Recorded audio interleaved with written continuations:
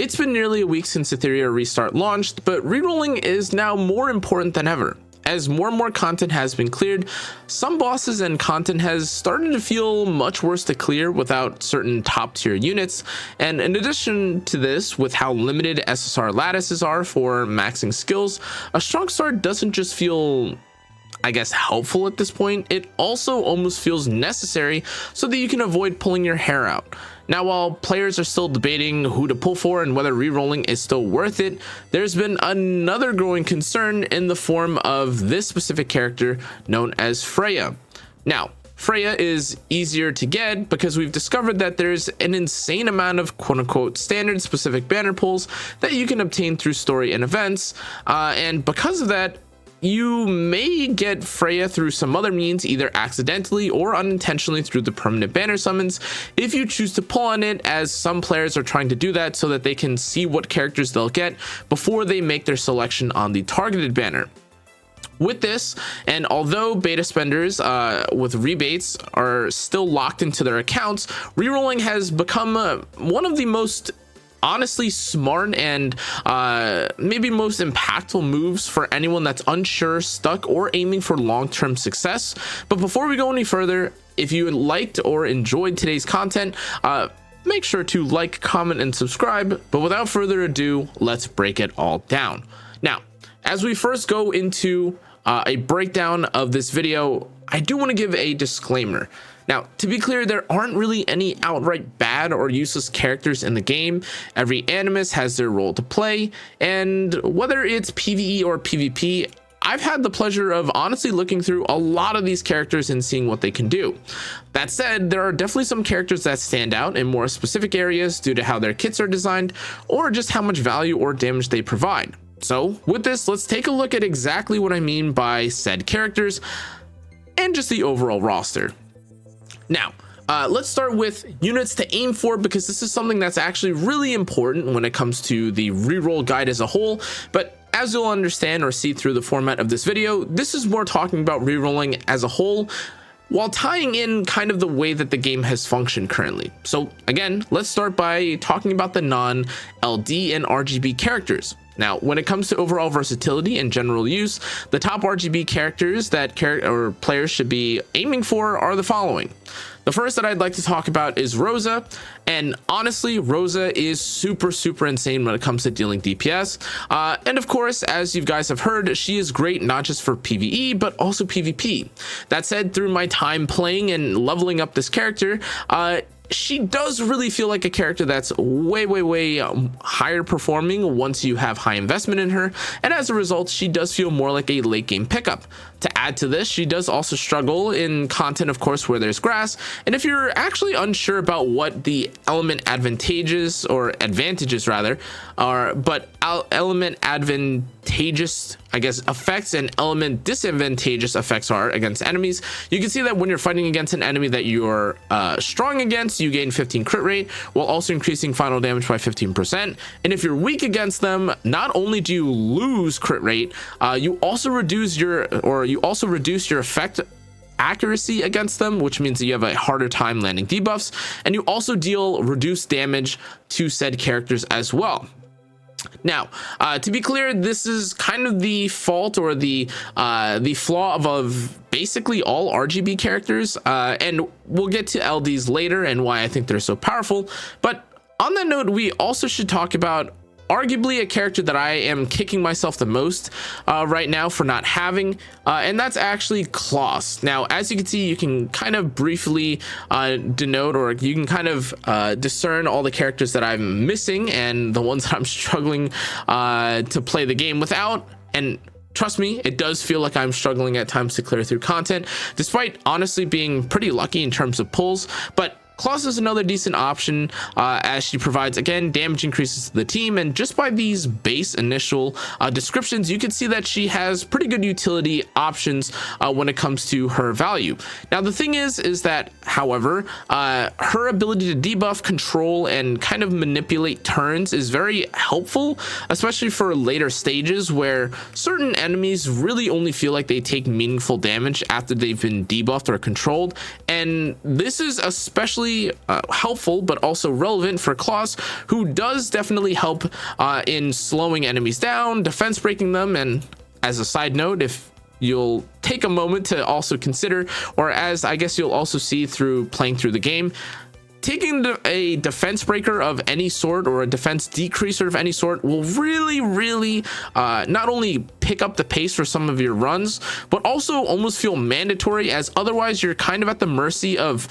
some non 100% effect chances on certain abilities, which will just feel way worse than, of course, just one-shotting or blowing up the enemy before these these missed effects can really hamper you. Now, moving from Klaus, however, we should now talk about Tiamat, as this is another character that I actually didn't end up pulling for. Now, to be clear, I did have Tiamat in the beta, and it did I should say, it did feel like she was very helpful, both in terms of tanking and honestly providing strong debuffs to the team. But you're probably wondering what I mean by the strong debuffs thing, because, well, she's primarily known for her being more impactful as a self push-up character, having some healing capabilities, dealing some damage, and also absorbing. But actually, I do want to mention and kind of give a special shout out to the taunt on her S3, because truth be told, this taunt is way more impactful, or has been way more clutch than I feel like people have given credit. Now, again, if you are someone that is in the later stages or watching this video and you already kind of have a feel for what the end game, or you've heard about what the end game of this game is, you probably may not find something like a 50% chance to have a one-turn taunt. You may not find this to be super impactful, but for someone that's been progressing through content day by day, sometimes trying to get through content that feels level locked or progress gated through some other means, having some clutch debuffs in any way, shape, or form when I'm manualing content is extremely helpful. But admittedly, it is worth mentioning, of course, that having a 50% chance to land a taunt means that if you are super reliant or heavily leaning on this chance here, it is going to feel worse, of course. Now, we've kind of talked about some of the major RGBs, and to be clear, the ones that I mentioned are kind of really the only major ones that I'd really recommend to players, as otherwise you can, of course, get them through things like permanent summon or some other means. And again, that'll be the case for some characters like Hellkid, Mia, and a lot of the characters that you've honestly seen. But before we get onto the LDs, I do just want to say that this isn't to say that the characters I didn't mention from the RGBs are weak by any means, as again, most characters in this game are super strong. It's just that there's a chance you get them from the permanent summon, so it feels a bit worse to go out of your way to target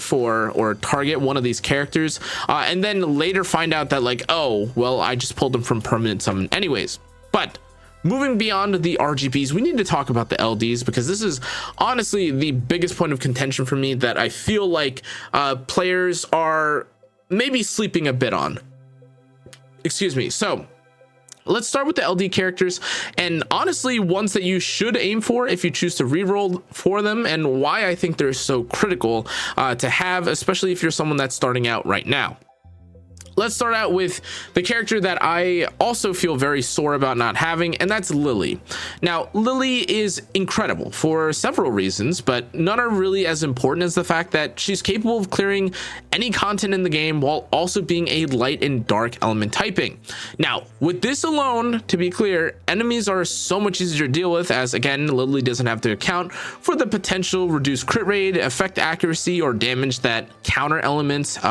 cause. But in addition to this, she also provides a number of huge benefits. That includes her insane turn meter control, her cooldown manipulation, and this alongside things like the speed and crit damage buff that she provides make her an absolute powerhouse. And to be clear, there are many combos with Lily specifically that make her feel absolutely ridiculous alongside this assist, or if you're familiar with games like Epic 7, a dual attack or a force to drag dual attack from one of your allies. And of the characters that we've mentioned earlier, Tiamat and especially Rosa feel really crazy if you end up using someone like Lily alongside them. And for me personally, as someone that's been relying heavily on Rosa, I am kicking myself again for not having this, because honestly, the amount of damage that you could deal, the amount of PvE that you clear and run through is absolutely fantastic. I do also want to mention, and we'll see later this be a trend for other characters, it does feel like certain fights are also designed behind or designed with certain characters in mind. Now, that isn't necessarily to say that Lily was designed for this specifically, but there's one specific fight that I believe is born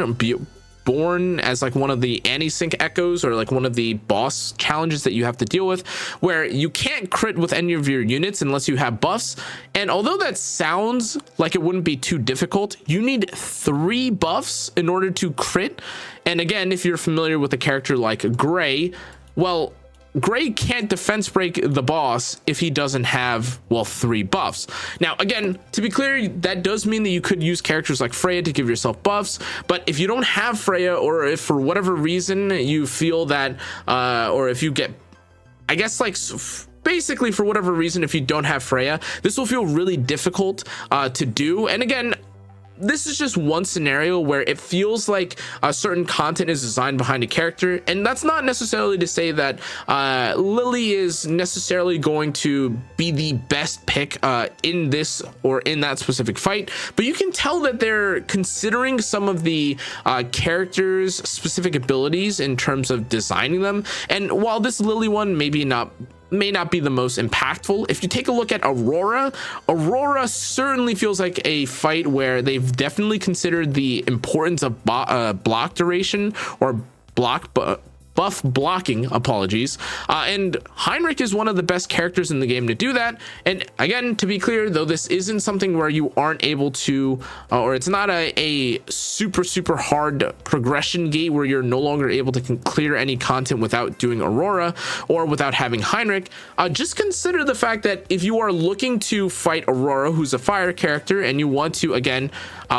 work through or abide by the RGB counter cycle, he's one of the only characters that can actually apply this buff block without it being super annoying in some way, shape, or form.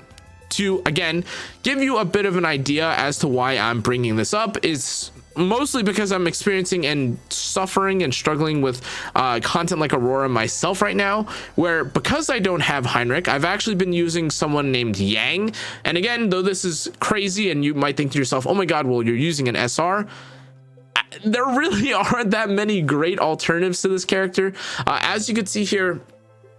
this Yang character, when he also crits, he increases the turn meter of all allies, but in addition to this, when he crits, he also has a 45% chance to dispel 1 buff. Now, this might sound like, oh, aren't there any other characters that can do something similar to this or better? And the only alternative to this is kind of Turned On. And even again, for Turned On or Turando, like, this is still not an insane chance to dispel. Now, if I wasn't so, I guess, passionate about Aurora, maybe this is something that I'd overlook. But if you guys are familiar with the PvP or the importance of PvP in a game like this specifically, you'll know that the sets that certain hunts drop will be super important. And the reason why Aurora, which is again a gear farming hunt, is so important is because they drop immunity, and this game right now is very fixated towards immunities. Now, apologies because I know I went super in depth in Lily, but just give you an idea for how important LDs are. That's about like the extent, or that's how impactful they really are, where they really warp all sorts of content that you're experiencing or you will experience even in maybe the first 3 to 4 or even 5 days worth of playing. Now, on the topic of the buff blocking character, we need to talk about Heinrich, because Heinrich honestly is one of the most insane characters that I've seen, and it's not just for his damage, and honestly his damage is one of the less appealing sides of this character, but rather everything else that he has. Now, Lily, again, is a character that can handle almost any content in the game with ease. So is Heinrich. He does have decent damage output, but he also, again, as previously mentioned, has the ability to block certain enemies from having buffs. And this is, again, really helpful even in the middle of the game when bosses start to heal or start entering combat already having debuff immunity on them. Now, despite this, it is worth mentioning that some of the earliest value that isn't just this buff locking is just the form of the added crit value that he provides to the team from his S3. But moving beyond this, he later on still also presents himself as one of the best simple and straightforward buff strippers in the game. And as I mentioned earlier, the alternative to this is that you need to pull for or build one of these other characters who, again, will be very specific to a fight. And a character like Yang may be good for certain fights where you need the buff, but a character like Heinrich is honestly usable or viable for any content. It's, again, a buff to the team, which is huge with Last Word, and you also have the unbuffable alongside, again, a wound on your S2. Now, beyond this, we also need to talk about a character that I think people have probably seen flying around a lot and is super popular, and that's Messiah. Now, before we even address his power, two things are really important to consider when it comes to this character. First, he is the current rate up character, as you have likely seen from the summon banner, and that's cool and all. However,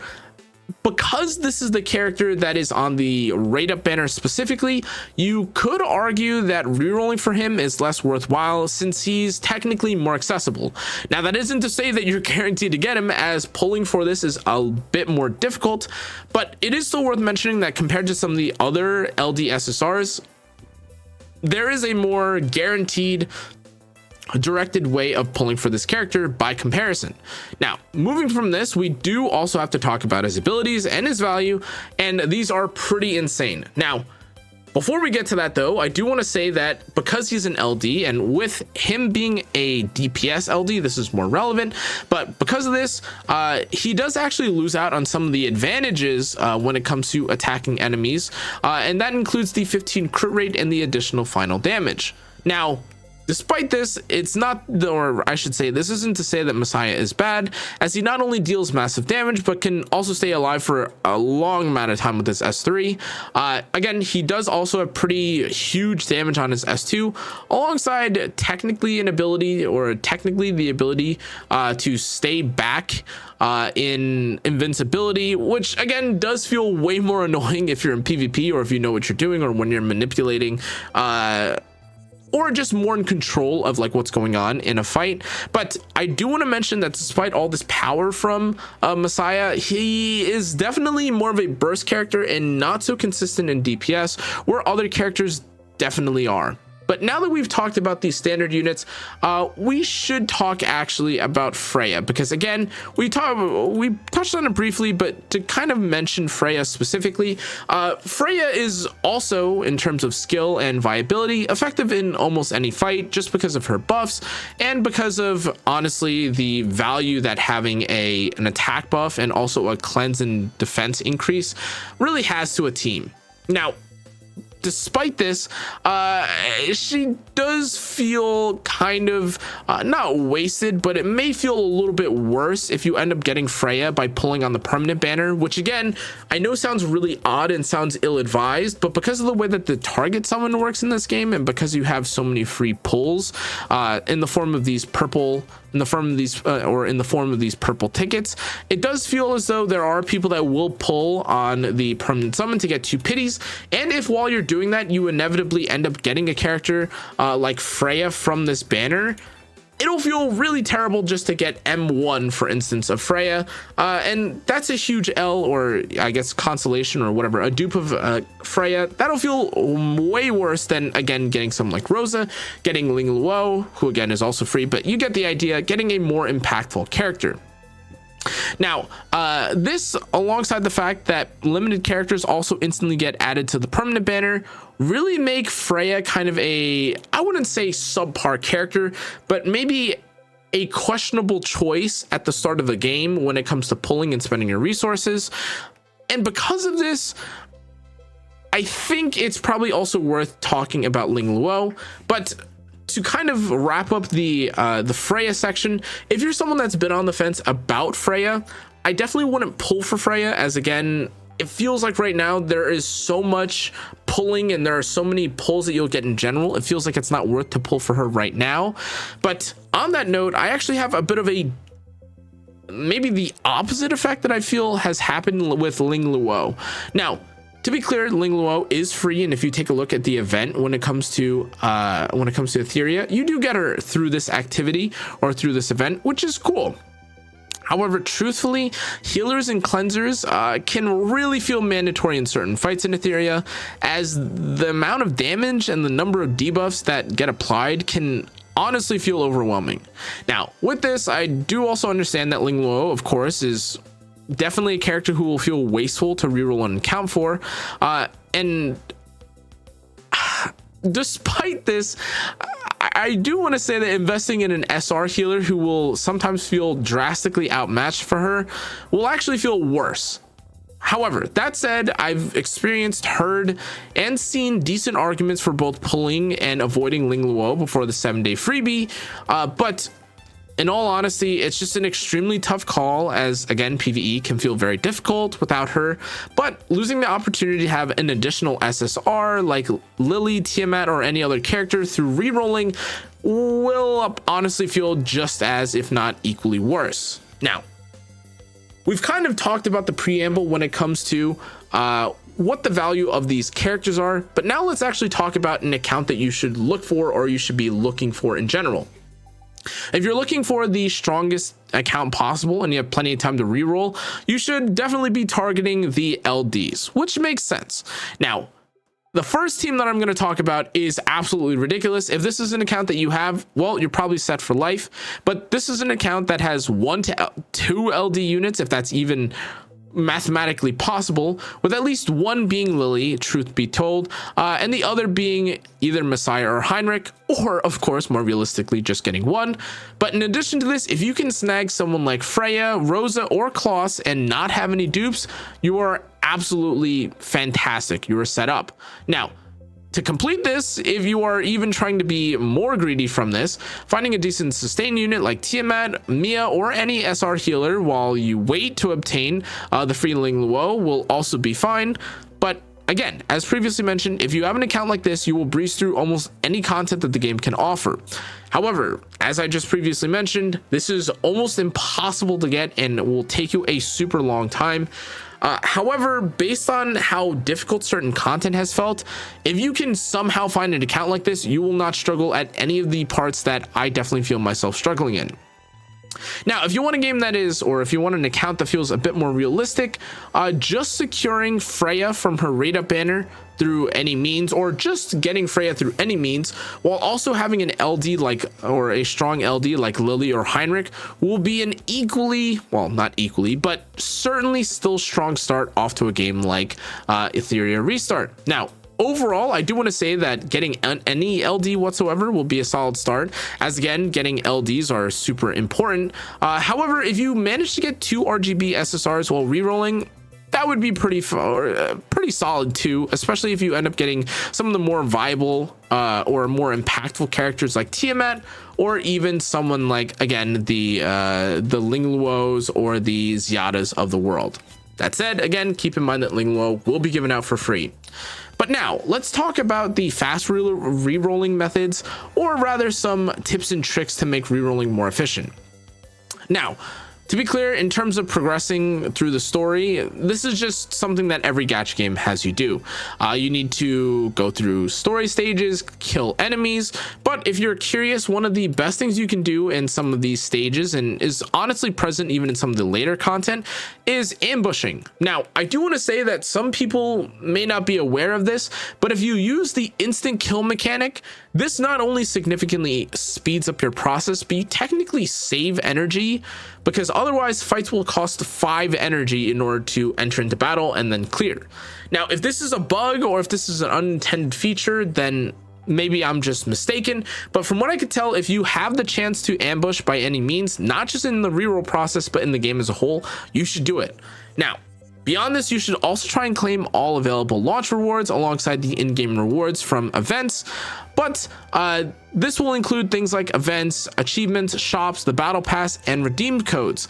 This, of course, will contribute towards your overall pulls that you can use on your reroll adventure, as this is honestly a pretty insane amount of free pulls early on. Now, with that, I do want to mention that I've kind of broken down, and I'll include in the description which each code does, but there are a ton of codes that are currently available right now. With the ones that I have currently, I have three that will give you pulls, and that's the Etheria 0605 that gives you 10 pulls, Etheria 111 that gives you 3, and Gacha Gaming, which gives you another 3. Now, again, I'll put these and label them in the video and description, but these codes you should definitely take advantage of, as there are a stupid amount, honestly, of codes that were given out or that were linked specifically to crystals or pulls. And just for codes that give you 50 crystals, if I'm counting right, that's 3, 6, 9, 12, 15, 18, 21, 22 codes that will give you 50 crystals. Now, again, if you're not familiar with how much that is or what 50 crystals can equate to, one pull is one summon. So this is roughly a 10 pull with how many that you have, which is absolutely crazy. But in terms of actual rerolling tips, or to get back into it, after you've completed chapter 1 and you've finished the basic tutorials, you'll actually unlock the summon page, which again is where you'll be looking for, or what you're specifically looking for when it comes to the reroll process, and you gain access to other activities. And with this, you can then start clearing different early on stages for first time rewards, which if you are trying to not maybe min-max every single reroll activity, but if you're trying to get more resources to see what you may be able to snag on an account that's almost perfect, these are also decent options, or a decent I guess a decent method for getting more pulls. But by following these tips, rerolling account really shouldn't take any longer than 10 to 20 minutes on average, and depending on how quickly you can get through the story, this can go or be much faster or slower. Now, despite all this, I do want to say that rerolling is definitely still worth it in Etheria, as the process isn't that long, and it'll allow you to start with an additional SSR character if you're careful, or even more if you want it. But with all this, I did want to specifically break down the entire process of rerolling, just so you know exactly what you're looking for. But let's kind of go through real quick what you can expect when it comes to the tutorial and what you'll be looking to do when it comes to the reroll process. Now, first, you'll go through and finish the prologue, using the skip button to, again, accelerate your process super fast. This allows you to bypass the story and videos, of course, but during the prologue, the auto battle and 2x speed are disabled, so you'll unfortunately have to do each fight manually. Now, with this, in case you are for whatever reason unfamiliar with the game, you should definitely just be using Gray's skill 2 into skill 3, as this allows him to buff the team but then defense break the enemy and allow you to basically clear through the content much faster, as this increases how much damage you do. Now, after the prologue, you'll be forced to do a single pull, and you'll obtain Leanne from this. And this will honestly be your main carry moving forward, so you can remove your other kind of budget DPS from your team. Now, before we go beyond this, I do want to say that Leanne is actually a character that, despite having to invest in early, is actually a character that you can put into these animus or reconfigure, and with that, you'll be able to remove her and get back all your resources later, which is honestly pretty huge. Now, the next feature that you'll unlock, not the Animus Reforge, but the next feature after you do the prologue will be the mail, which of course you can then accept a bunch of resources for, but you have to clear chapter 1 of the main story in order to access this. Now, once you finish chapter 1, you'll then be forced to do a 10 pull on the standard banner, and after this tutorial, I should say, will stop forcing your hand, and you get all the goodies from the mail, and you can use codes to get more pulls. So, in short, the reroll process isn't super long, it's pretty straightforward, but overall, you gotta make sure to, again, pick the right character, understand what you're getting into, and of course, use free codes. But now that you have an idea of how rerolling and I guess kind of a small, or now that you have a bit of a small review of what the game is going to look like, at least from a level 42 account, I will say, if you're looking to go all in for a good team for Etheria Restart, or a good start for Etheria Restart, I highly recommend that you reroll. Not just because, of course, you want to make things seamless, but also because it feels like, even in terms of enjoyment, having some of the better or more rare characters like the LDs or some of the strong RGBs just makes for a better, more enjoyable experience. But with that, guys, that's going to be it for today's video. I apologize for some of the rambling. Honestly, there's just so much to do in this game. There's so much information that I've learned over the past few days. If you're curious or have any questions, I'll be answering anything that you want to know in the comment section. But thanks again for watching. I'll see you guys on the next one. Seriously though, sorry for rambling. I'm kind of out of it. I've just been playing this game nonstop 24/7. But anyways, I'll see you guys on the next one. Stay safe, stay healthy. Good night.